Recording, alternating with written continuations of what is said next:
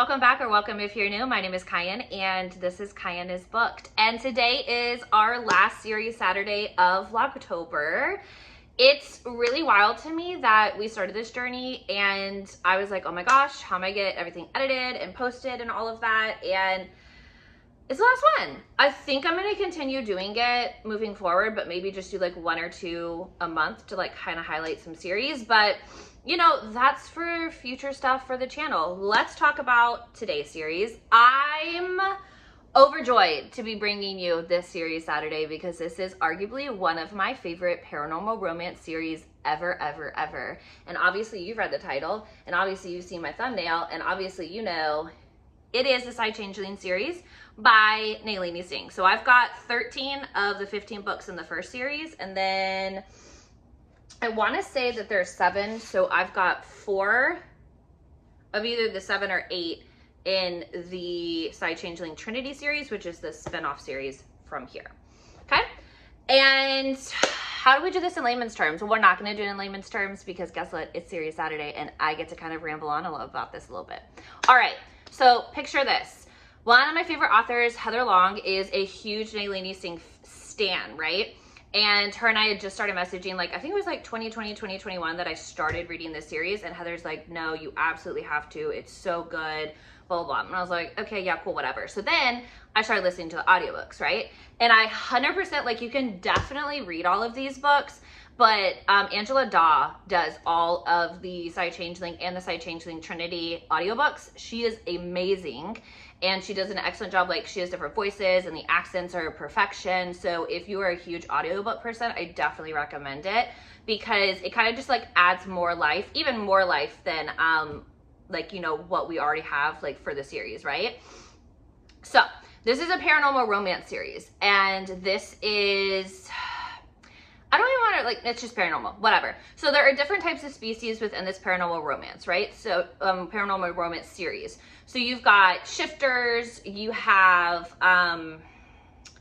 shields, you have Psy-Changelings, you have, I feel like I'm missing something. Anyways, okay, so essentially we start off in Slave to Sensation with Sasha and Lucas, and the Psy are a race of people who are connected to essentially like this like really massive network within their brain, right? And in order to be a Psy, you have to be like completely unfeeling. Like emotions aren't allowed. Like you're not supposed to like care for anybody. Like you're supposed to be essentially a human, but like devoid of emotion. So like a computer within a human body, right? So Sasha understands from a very early age that she is considered defective as a Psy. And essentially what that means is like she feels emotions. She feels very strong emotions. She's very empathetic, which is not something that the Psy have, right? But she's never wanted to admit any of this to anybody because then that would mean that she would have to go under what they call rehabilitation. And essentially rehabilitation is like basically as horrific as you can expect it to be because you go in and they hook up like all this stuff to your brain and you lose your memories, you lose a lot of things. And essentially what they're trying to do is like shock your system back into like the Psy way, which is unfeeling. And so she's never wanted to submit to the rehabilitation, so she's tried to hide this for her entire life, and she's okay at it. And the bigger thing for her is that her mom is like really high up on the Psy Council, and she doesn't want to be a disappointment to her mother, and she doesn't want to be like considered a failure, but it's getting harder and harder as she gets older to hide the fact that like she does have feelings and like she does feel, right? So I'm going to read just the synopsis for the first one to kind of like set the scene, and then I'll kind of chat about, there's going to be a few books that I will not, like there's one book I won't tell you about who is who. And that's because it's just too good. Anyways, aware that the ruling Psy punish any sign of desire, Sasha Duncan must conceal the feelings that brand her as flawed. To reveal them would be to sentence herself to the horror of rehabilitation, the complete psychotic erasure of everything she ever was. Both human and animal, Lucas Hunter is a changeling hungry for sensation. After centuries of uneasy coexistence, these two races are on the verge of war over the brutal murders of several changeling women. Lucas is determined to find the Psy killer, and Sasha is his ticket into their guarded society. But it seems this ice-cold Psy is capable of passion, and the animal in Lucas is aroused. Now caught between conflicting worlds, Lucas and Sasha must remain bound to their identities or sacrifice everything for the taste of darkest temptation. So, definitely a couple layers going on here. So, like, there is, like, the shifters don't get along with the Psy, that don't get along with, and, like, you have different types of shifters. So, you have, like, the panther shifters, the wolf shifters, the bear shifters, and, like, everybody's kind of, like, in their own group, like, their own ruling class, have their own councils, and there's, like, one big council where, like, the head of, like, each council, like, come together, right? But they don't like each other. So this one is where, like, Sasha's dispatched to help find, like, the issue with why the Psy-Changeling, why the Changeling women are being attacked, and she meets Lucas. And oh my gosh, the passion in this book is just absolutely insane, because what is, like, really beautiful about the story is that Sasha truly believes that she's flawed, because the Psy have always beat into her that, like, you can't have emotions, you can't have this, you can't have that, right? And, like, you shouldn't be feeling, you shouldn't be this, you shouldn't be that. So she feels like she's an absolute failure as a Psy, and Lucas looks at her like, okay, you're perfect, and I love everything about you, and your mind, and, you know, you're the perfect mate for me. And so it's just, like, so very interesting that the things that, like, she beats herself up for, and the things that are gonna be having her as, like, a black sheep within her society, something that is absolutely coveted within his society. And there's a lot of really beautiful moments between them where, like, Sasha knows that she cares for him and, like, knows she wants the passion that he can give her, but still she holds herself back. And one thing I absolutely love about Lucas is the fact that he's very respectful of not pushing too hard. And I think that that's something that sometimes when, like, you have shifter romances, like, you have the shifters that, like, just push really hard, and it doesn't feel, like, authentic when the female finally comes to them. But I really felt like the relationship between the two of them, like, Lucas was, like, very clear in the beginning how he felt about her, and, like, really just allowed her to understand that, like, hey, it's your decision. I care for you, I want to be with you, and I'll be here when you're ready to take that next step. Because he lusts after her, he's aroused by her, he's pretty sure that, like, there's more to her than meets the eye, but he also understands that, like, she would be leaving behind everything that she's ever known. She would have to more than likely leave the Psy net, which is that connection that she has with other Psys. She would have to walk away from her mom, she would have to walk away from her family, because there's no way the Psy would accept a very high up in the Psy Council's daughter being married to a shifter, right? Or being in a relationship with a shifter. So there's so much at play here, and I really liked the fact that, like, as a character, but especially as somebody who, like, truly believes they've met their fated mate, really giving her that space to make the decision for herself, even though his animal is, like, driving him. And the hardest part about Series Saturday, I want to reread this so bad. Lucas and Sasha are always going to be, like, the couple for me. Like, when I'm gonna do a top 5 from the series here soon, and it's gonna be hard not to place them even as, like, an honorable mention, because, like, they're, like, this is where it all starts, right? Like, the dynamics between the different, like, shifters and changelings, and, like, it's okay to marry outside of the Psy, and it's okay to, like, you know, have shifter babies. It's okay for us to step out of, like, what's been told to us our entire lives. And I think that's, like, such an important message, like, especially today, that it's absolutely okay to marry the person that you fell in love with, like, if you're compatible, of course. And I really just love that Lucas gives her that space, but is also very clear about his intentions with her. So it's a really beautiful story. I'm probably gonna reread it. And also too, I don't have these in order, so I'm kind of just gonna, like, toss out the couples. So an arrow is an elite soldier in the Psy Council ranks. So this is, what do you call it? This is Judd, and what do you call it? This is Judd and Brianna's story.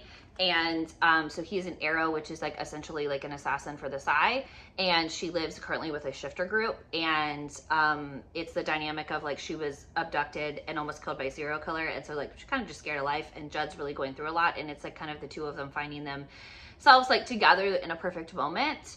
I wouldn't say that, like, they're, like, I wouldn't hate on them. Like, here's the problem.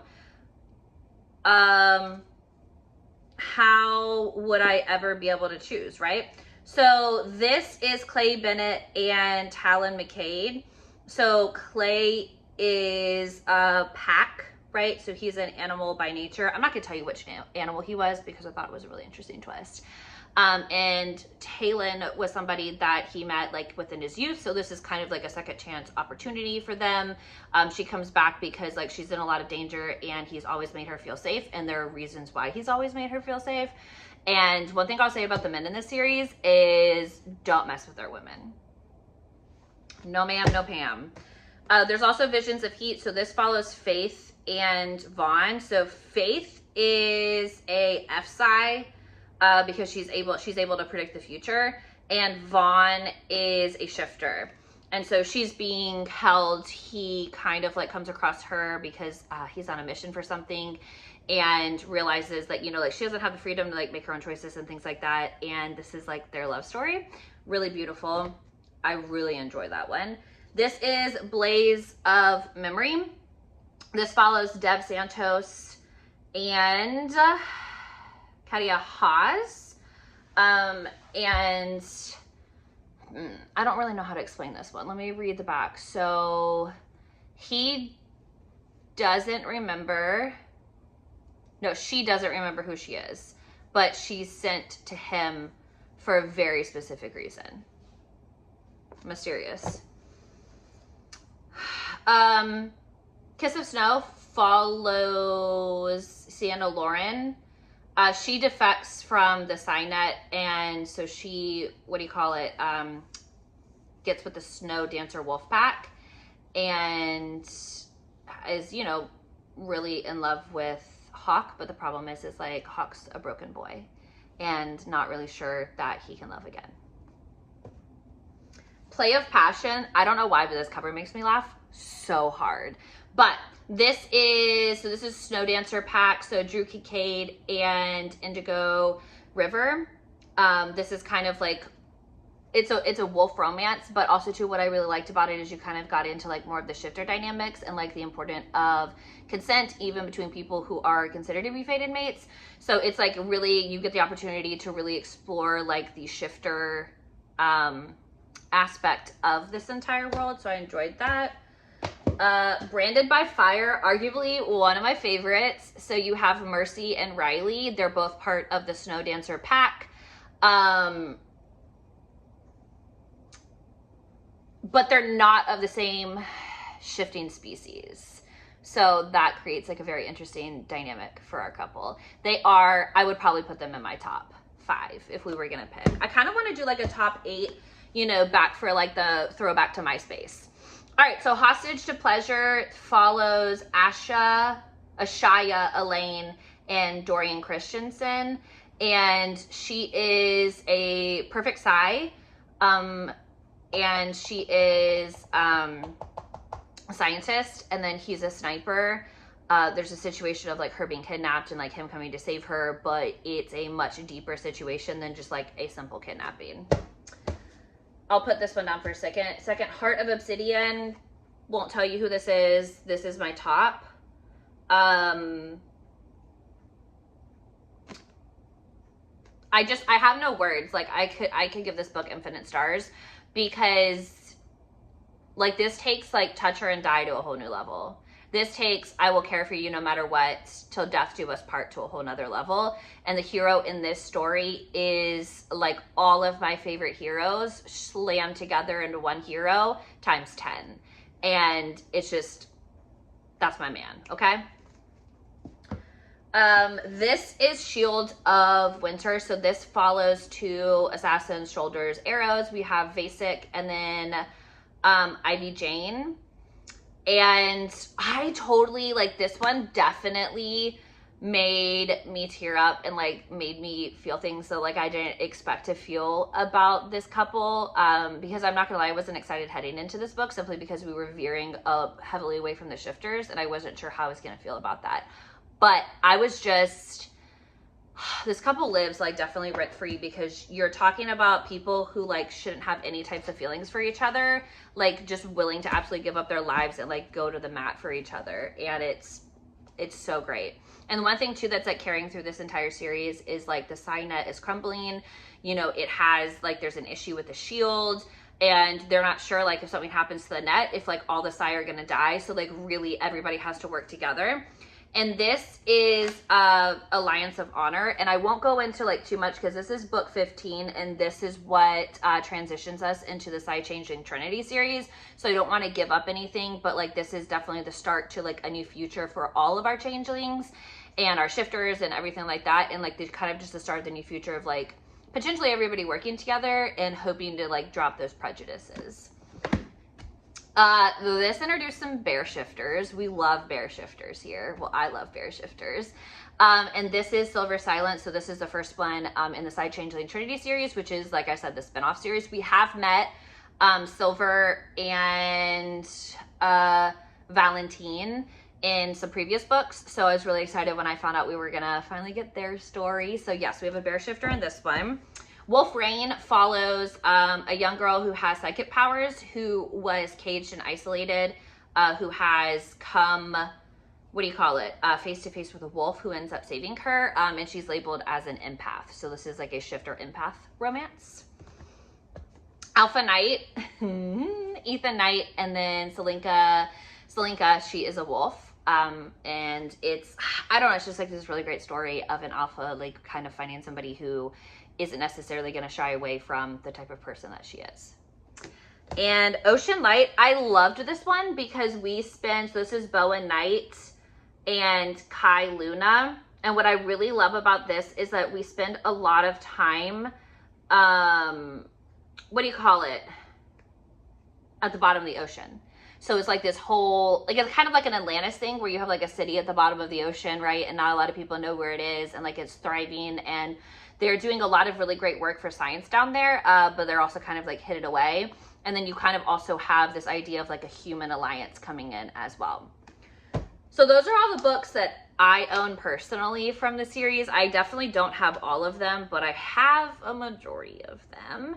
But if you're definitely looking at diving into a series that, and what's really great too is like you probably noticed like they're all interconnected standalones. So there's a bigger story happening within the series. However, like our couples get that HEA like at the end of the book. So like you're not like dragging it out for, you know, like 4 or 5 books. So that is one really good thing. And what's really cool too is like kind of like how we see like the different couples like pop in and out of the stories and like rally to help each other. And I really like being able to see like the growth of our other couples as we're like meeting new ones. So I will forever recommend the Psy-Changeling series by Nalini Singh, one of my favorites.